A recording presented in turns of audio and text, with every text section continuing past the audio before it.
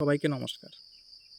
আপনারা সবাই ঈশ্বরচন্দ্র বিদ্যাসাগরের নাম তো শুনেছেন। যারা লেখাপড়া করেছেন বা যারা লেখাপড়া করেননি তারা সবাই কিন্তু ঈশ্বরচন্দ্র বিদ্যাসাগরের নাম শুনেছেন। এখন আজকে সকাল সকাল আমি বিদ্যাসাগরের নাম নিচ্ছি কেন? প্রথমত বিদ্যাসাগরকে প্রণাম। তিনি আমাদের জন্য যা করেছেন আসলে সেটা বলার কিছু নাই। মানে বললেও কম হবে বোধহয়। তিনি একটা কথা বলেছিলেন যে যে গাছের মধ্যে ফল বেশি থাকে সেই গাছটা কী করে জানেন তো? এরকম করে ঝুঁকি থাকে।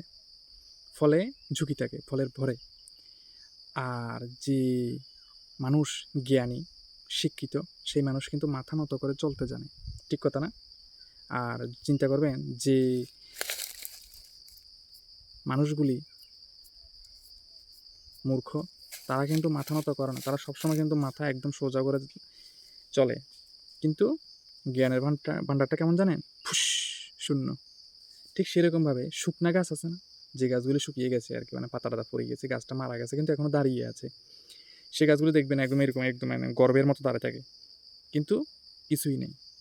না ফল দিব না ফুল দিব। ঠিক আছে না? জিনিসটা এরকম। গাছ ফল ফুল বেশি থাকলে ঝুঁকে যায় শিক্ষিতরা, শিক্ষা থাকলে মাথা নত করে।